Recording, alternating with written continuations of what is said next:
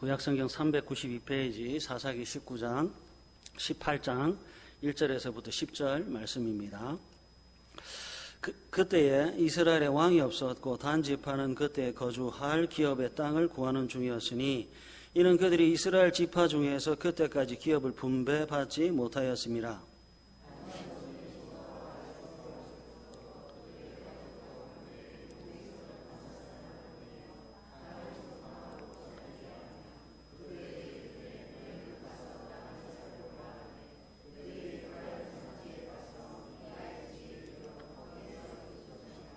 그들이 미가의 집에 있을 때에 그 레위 청년의 음성을 알아듣고 그리로 돌아가서 그에게 이르되 누가 너를 이리로 인도하였으며 내가 여기서 무엇을 하며 여기서 무엇을 얻었느냐 하니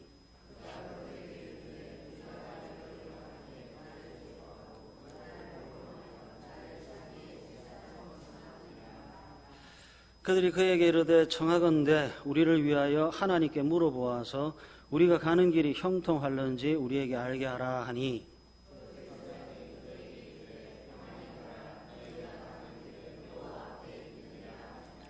이에 5사람이 떠나 라이스에 이르러 거기 있는 백성을 본즉 염려 없이 거주하며 시돈 사람들이 사는 것처럼 평온하며 안전하니 그 땅에는 부족한 것이 없으며 부를 누리며 시돈 사람들과 거리가 멀고 어떤 사람과도 상종하지 아니함이라.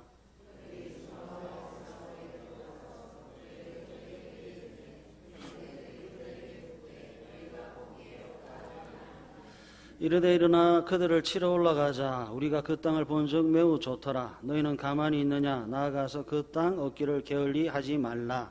너희가 가면 평화로운 백성을 만날 것이요 그 땅은 넓고 그곳에는 세상에 있는 것이 하나도 부족함이 없느니라. 하나님이 그 땅을 너희 손에 넘겨주셨느니라 하는지라. 아멘. 사사기 17장 이후에는 사사가 등장하지 않습니다. 사사기 17장 이후에는 사사가 등장하지 않고 한 가정, 한 지파의 왕이 없는 모습을 성경이 기록하고 있습니다. 미가라고 하는 아들에게 보고 듣고 말하고 행동할 그리고 지도할 왕이 없어 어머니의 돈을 훔쳤지요.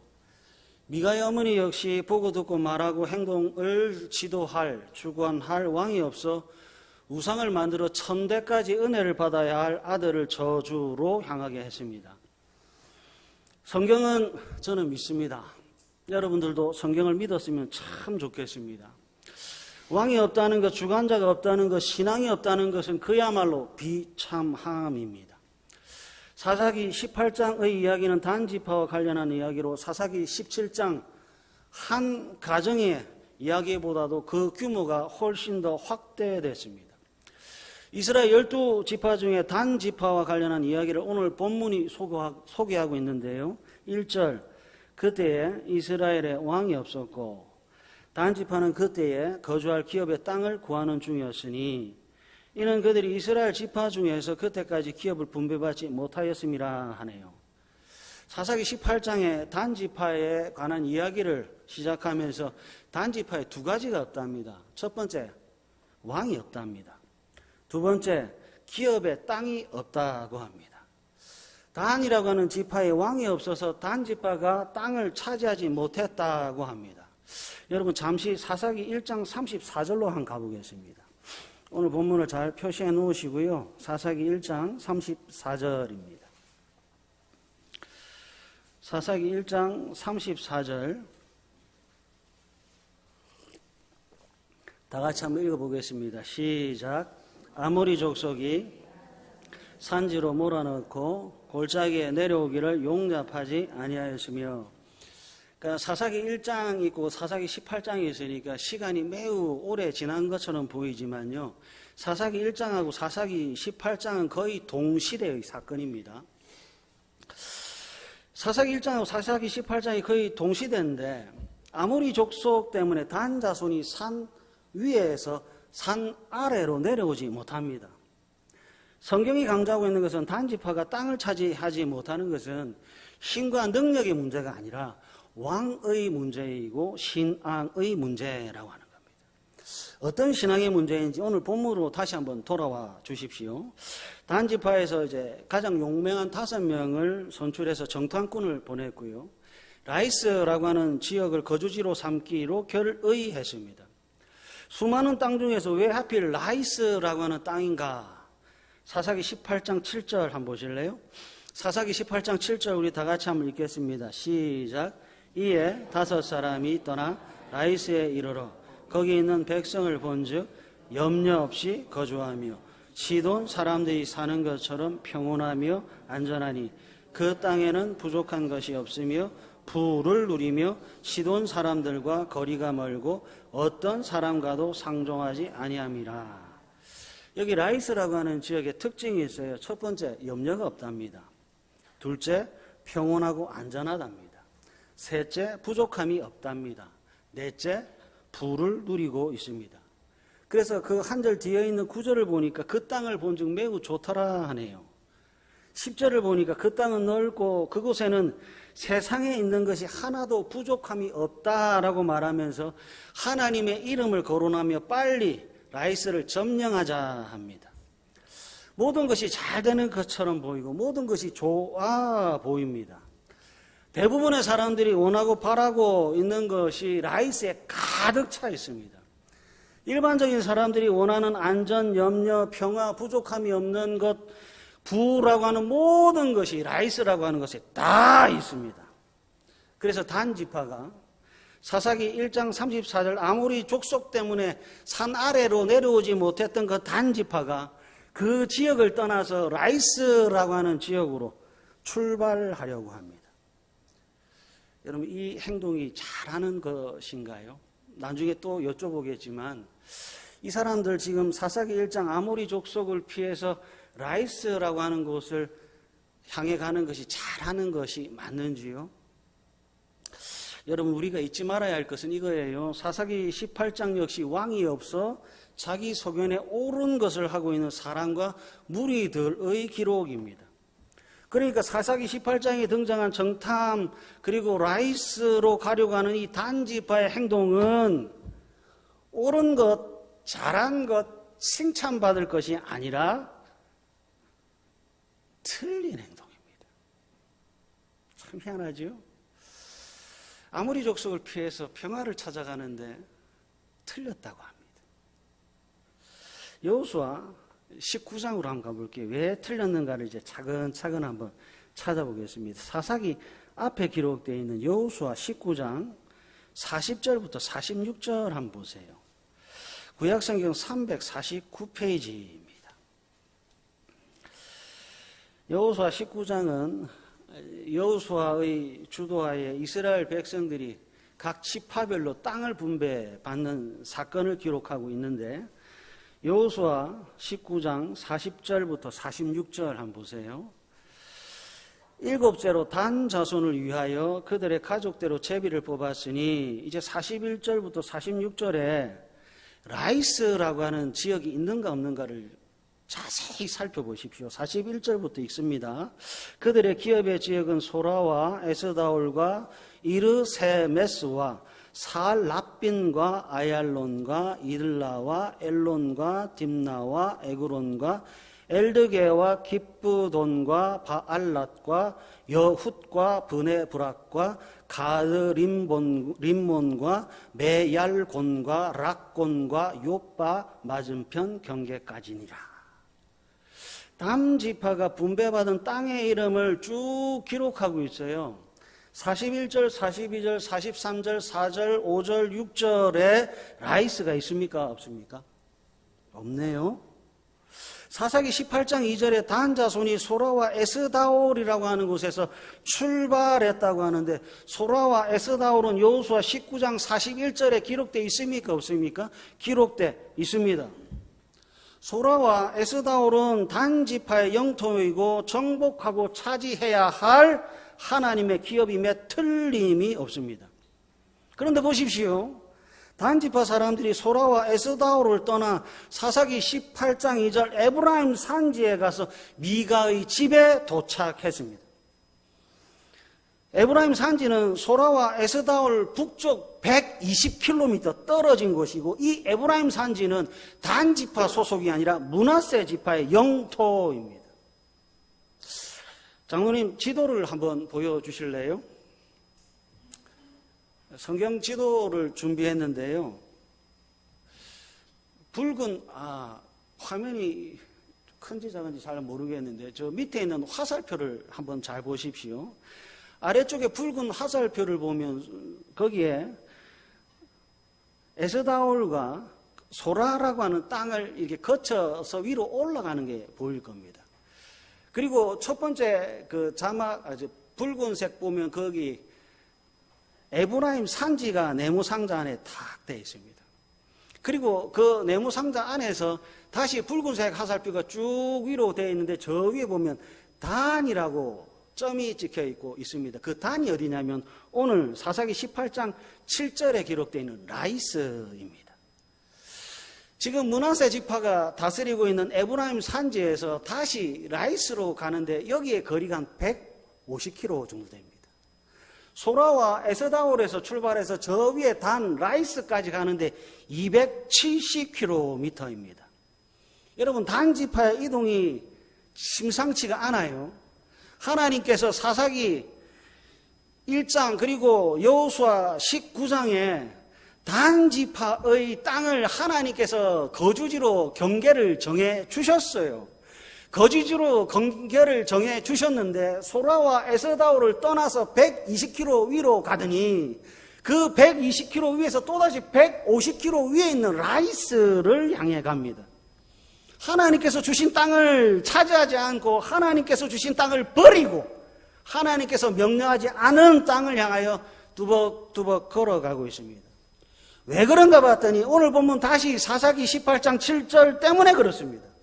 왜 라이스로 갑니까? 그곳은 안전합니다. 그곳에서는 염려가 없습니다. 그곳에서는 평안합니다. 그곳에서는 부족함이 없습니다. 그곳에서는 부가 가득합니다. 하나님께서 주신 소라와 에스다올에는 아모리 족속이 있는 거예요. 그래서 전쟁을 해야 되는 겁니다. 하나님께서 주신 땅에는 아모리 족속이 있어서 산 아래로 내려오지 못해요. 내려오려면 전쟁을 해야 됩니다. 그래서 뭐 하지요? 하나님께서 주신 것을 버리고 그 위로 270km 떨어진 라이스에 있는 사람들을 부러워하고 하나님을 믿지 않는 사람들의 삶을 동경하고 자신들도 그렇게 되기를 바라는 마음에서 소아를 버리고 에스다올을 버리고 라이스를 향하고 있습니다. 여러분들의 신앙에 질문을 좀 드리고 싶어요. 단지파 사람들은 소라와 에스다올을 떠나야 합니까? 떠나지 말아야 합니까? 여러분들의 신앙에 진지하게 여쭙고 싶어요. 소라와 에스다올을 차지해야 됩니까? 하나님께서 명령하지 않은 라이스를 차지해야 합니까? 하나님께서 주신 땅을 미워하고 싫어해야 됩니까? 하나님께서 명령하지 않은 땅을 좋아하고 사랑해야 합니까? 하나님께서 주신 것을 버려야 합니까? 하나님께서 주신 것을 움켜쥐어야 합니까? 하나님을 믿는 사람들이 하나님을 믿지 않는 사람들의 삶을 동경해야 합니까? 그들을 불쌍히 여기며 기도해야 합니까? 제가 설교를 준비하면서 불쌍하다는 생각이 많이 들었습니다. 그런데요, 라이스를 찾아간 단지파는 사사기 18장에만 있지 않습니다.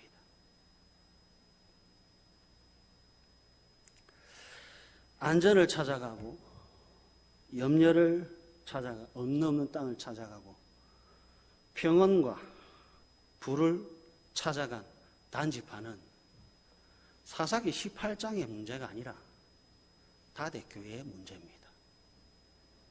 죄송하지만 옆을 한번 쭉 살펴보십시오. 있어야 될 사람이 없지요. 차지해야 할 땅이 있음에도 불구하고 그 땅을 버립니다.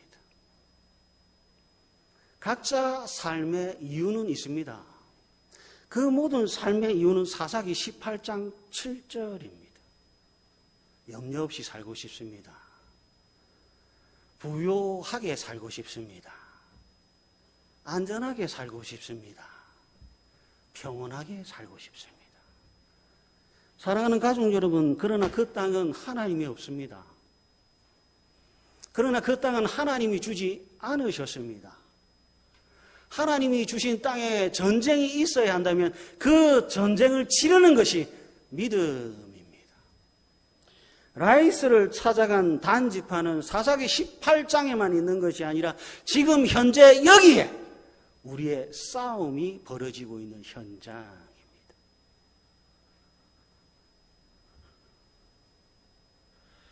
하나님께서 우리를 구원하셨지요. 왜 구원하셨을까요? 단지파 사람들에게 물어보십시오. 단지파 성도 여러분, 하나님께서 여러분들을 왜 구원하셨습니까?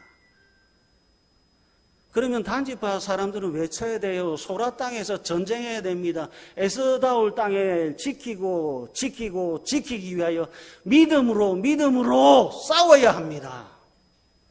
그런데 단지파 성도 여러분, 지금 어디를 향하고 있습니까? 라이스를 향하고 있습니다. 왜 갑니까? 예수 없이도 편안하게 살고 있는 무리들이 있습니다. 소라 땅에는 전쟁을 치러야 되고 에스라올 땅에는 아모리 족속과 전쟁을 치러야 되는데 라이스 땅에는 전쟁이 없습니다. 지켜야 될 땅을 지켜내지 못하고 싸워야 될 싸움을 싸우지 않습니다. 믿음 하면서 정작 이 자리를 지켜내지 못합니다. 어디 갔습니까? 돈 벌러 갔습니다. 라이스를 향하는 단지파 성도들이 그렇고 라이스를 추구하고 있는 오늘날 교회의 성도들의 모습이 딱 그렇습니다. 여기가 막힌 것 같이 답답해요.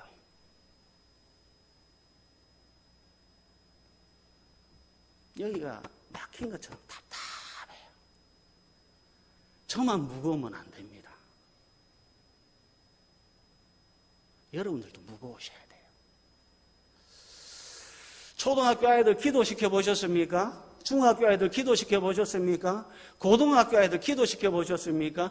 청년 아이들 기도시켜 보셨습니까? 미안합니다. 기도하는 법을 잃어버렸습니다. 아버지가 기도하는 것을 보지 못했고 어머니가 기도하는 것을 보지 못했고 주일날 교회 왔는데 학교 선생님이 아니라 주일학교 선생님들이 기도하는 모습을 보지를 못했다.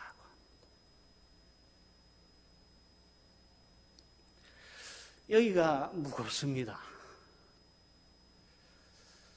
이 자리에 같이 기도하는 우리의 자녀들이 있으면 얼마나 좋을까요?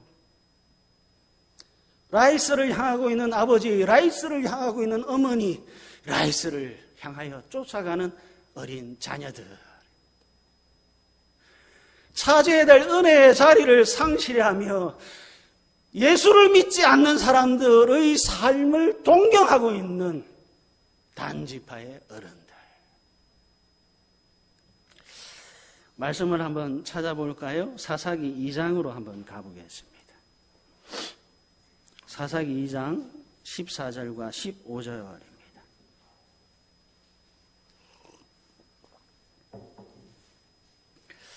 사사기 2장 14절 15절.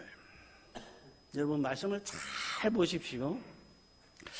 여호와께서 이스라엘에게 진노하사 노력하는 자의 손에 넘겨주사 그들이 노략을 당하게 하시며 또 주위에 있는 모든 대적의 손에 팔아 넘기심에 그들이 다시는 대적을 당하지 못하였으며 그들이 어디로 가든지 여호와의 손이 그들에게 재앙을 내리시니 곧 여호와께서 말씀하신 것과 같고 여호와께서 그들에게 맹세하신 것과 같아서 그들의 괴로움이 심하였더라. 지금 이스라엘 백성들이 괴로움과 재앙과 노략을 당하고 있습니다. 그 이유가 뭔가 봤더니 14절 하나님께서 진노하셨기 때문입니다. 여러분 말씀을 잘 보세요. 하나님께서 진노하시기 전, 하나님께서 이스라엘 백성들을 노략하는 자들의 손에 넘기시기 전 이스라엘 백성들은 평화로웠습니다. 하나님께서 이스라엘을 노략하는 자들에게 넘겨주기 전 이스라엘 백성들은 부요했습니다.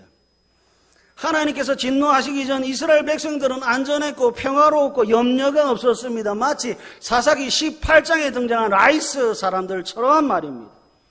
하나님께서 재앙을 내리시기 전 이스라엘 백성들은 근심이 없었고 걱정이 없었습니다. 그런데 참 희한하게도 평강의 하나님께서 이스라엘 백성들에게 진노하십니다. 근심이 없고 평화롭고 모든 것이 부유한 이스라엘 백성들에게 하나님께서 찾아가셔서 그들에게 재앙을 베풀고 있습니다. 모든 것이 넉넉한 이스라엘 백성들, 그 손에 있는 모든 것들을 강탈당하게 하십니다. 염려가 없고 근심이 없는 이스라엘 백성들에게 찾아가셔서 하나님께서 괴로움을 주고 계십니다. 왜 그런가? 사사기 2장 11절과 12절 이스라엘 자손이 여호와의 목전에 악을 행하여 바알들을 섬기며 애굽 땅에서 그들을 인도하여 내신 그들의 조상들의 하나님 여호와를 버리고 다른 신들 곧 그들의 주위에 있는 백성의 신들을 따라 그들에게 절하여 여호와를 진노하게 하였으니 하나님께서 이스라엘의 평화를 깨시고 부유한 자들을 가난하게 하시고 근심이 없는 자들에게 염려와 걱정을 주시는 이유는 10계명 1계명, 10계명 2계명을 어겼기 때문에 그렇습니다. 다르게 표현하면 성도가 성도답지 않은 겁니다. 신자가 신도답지 않은 겁니다. 안전하게 살고 있지만 믿음이 없어요. 평화롭고 부유하게 살지만 하나님을 예배하지 않습니다. 하나님께서 주신 믿음의 목적은 안전하게 사는 것, 평화롭게 사는 것, 부유하게 사는 것이 아니라 하나님의 말씀에 순종하는 것이고 믿음 때문이고 성도다움이고 교회다움에 있습니다. 사사기 2장 신자답게 살지 않는 것이 하나님 보시기에 재앙. 신자답게 살지 않는 것이 하나님 보시기에 진노입니다. 하나님의 기준으로 본다면 신자답게 살지 않으면 차라리 가난한 것이 낫고 신자답지 않으면 염려하는 것이 낫고 성도답지 않고 교회답지 않으면 평화가 깨지고 고난받는 것이 훨씬 더 낫다는 것이 하나님의 하나님의 입장입니다. 사진을 한번 보여주시겠습니까? 러시아인지 폴란드인지 모르겠는데 카틴이라고 하는 단어입니다. 세계 2차 대전 때 차마 말할 수 없는 엄청난 학살이 일어났지요. 1940년 폴란드 카틴 숲이라고 하는 곳에 매일매일 사람이 죽어나갔다는데 1년 동안 죽은 사람이 22,000명이고요. 이것을 365로 나누니까 하루에 60명씩 죽었습니다. 사람이 사람을 때리는 거 유쾌하지 않지요. 더군다나 사람이 사람을 죽이는데 무슨 즐거움이 있겠습니까? 그러니까 토악질이 나야 정상이고 부들부들 떨려야 정상인데 참 희한하게도 당시 처형을 담당했던 사람들, 학살을 주도했던 감옥의 교도관들이 말하기를 한결같이 지루했다고 합니다. 하루에 60명씩 계속 죽이니까 처음에는 토악질이 나고 처음에는 부들부들 떨렸는데 하루가 지나고 이틀이 지나고 한 달, 두 달이 되니까 살인과 학살이 익숙해지더랍니다.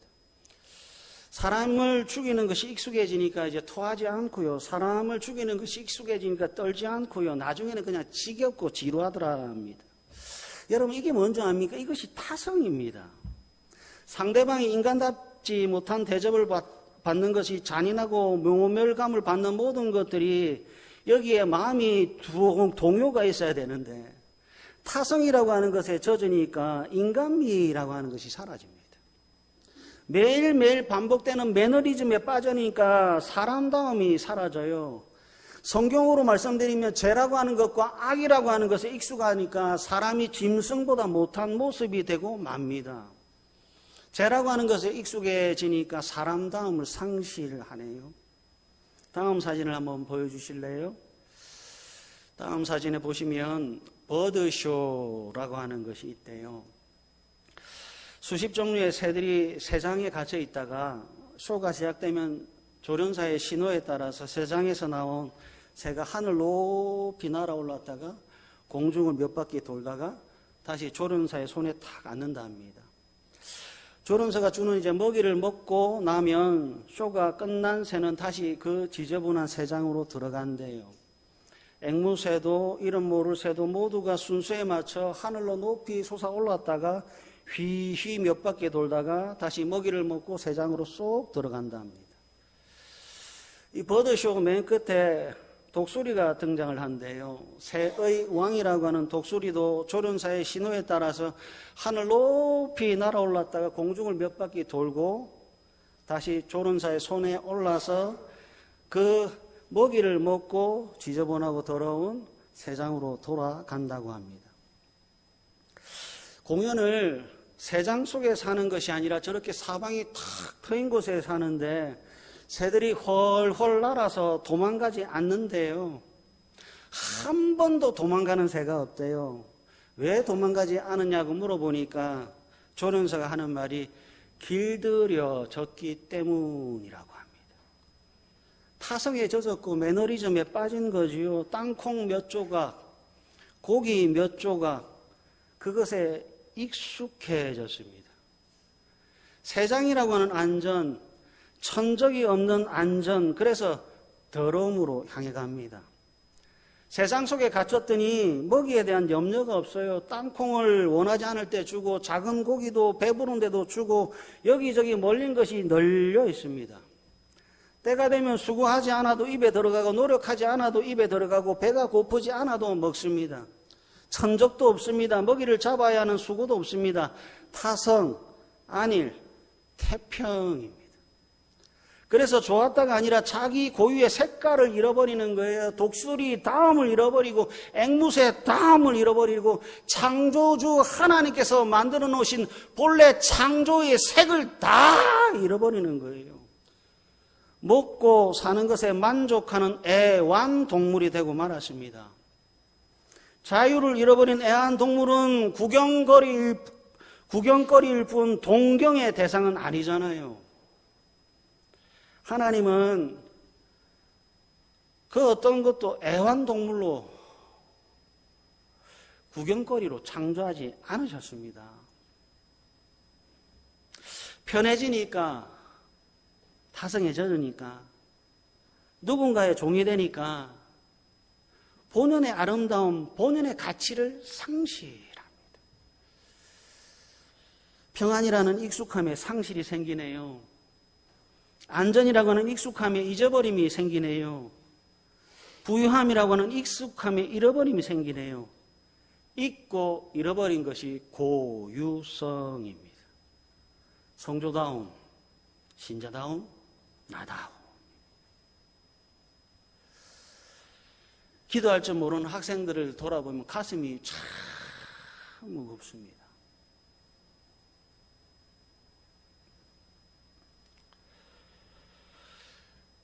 백여 명의 성도들이 찬양을 부르는데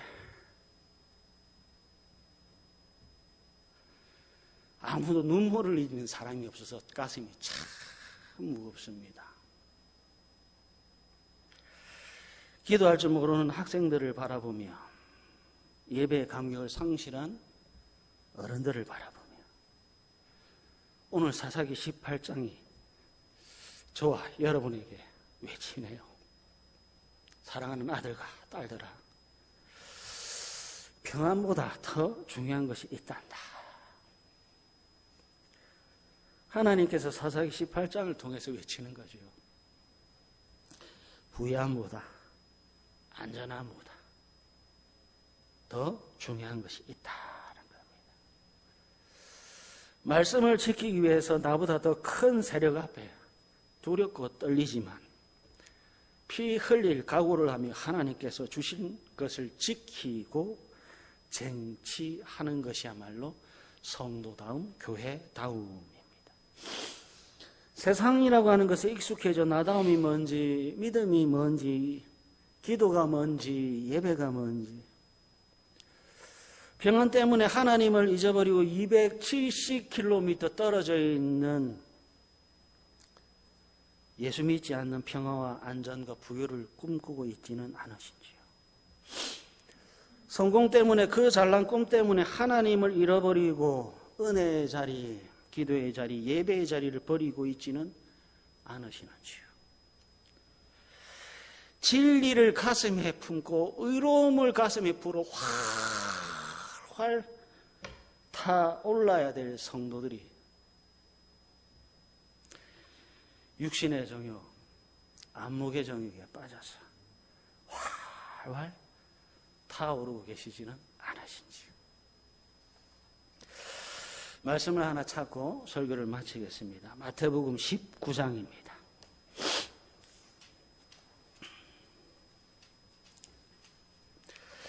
신약성경 32페이지 마태복음 19장 27절, 28절, 29절입니다.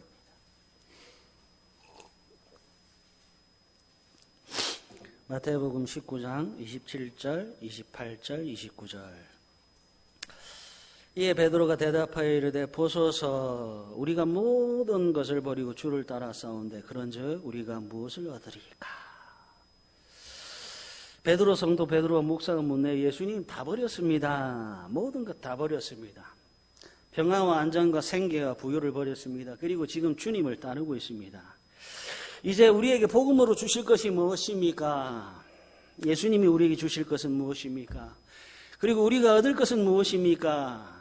베드로가 외치고 있지요. 믿음으로 살고 있습니다. 그래서 지킬 것을 지키기 위해 피를 흘리고 있습니다. 예수님, 우리에게 무엇을 주시겠습니까? 28절 예수께서 이르시되 내가 진실로 너에게 이르노니 세상이 새롭게 되어 인자가 자기 영광의 보좌에 앉을 때 나를 따르는 너희도, 그 다음부터 29절까지 다 같이 읽습니다. 시작. 너희도 12 보좌에 앉아 이스라엘 12지파를 심판하리라. 또 내 이름을 위하여 집이나 형제나 자매나 부모나 자식이나 전토를 벌인 자마다 여러 배를 받고 또 영생을 상속하리라. 아멘. 버리면 얻게 되고요. 믿음으로 살면 믿음으로 얻는 것이 있어요. 믿음으로 사는 성도에게 예수님께서 주시는 것은 세상이 주는 것보다도 훨씬 더 큰 영광이고 권세입니다. 버리면 채워지고 채워지면 더 좋은 것을 또 채워주십니다. 사랑하는 가족 여러분, 하나님은 평강을 주시지만 죄의 태평과 안위를 깨뜨려 버리십니다. 성도답게 살지 못하고 얻게 되는 평안은 거짓이고요. 우리를 악하게 만드는 세상에 길들이기 작업입니다. 여러분들은 세상에 길들여지지 마십시오. 언제나 신자답게 사십시오. 말씀 따라 사시고 하나님의 영광을 위해 살아가셔서 버린 것에 여러 배를 받으시고 또 영생을 상속받으시는 복되고 복된 다들께 가족들 되시기를 간절히 바랍니다. 우리 찬송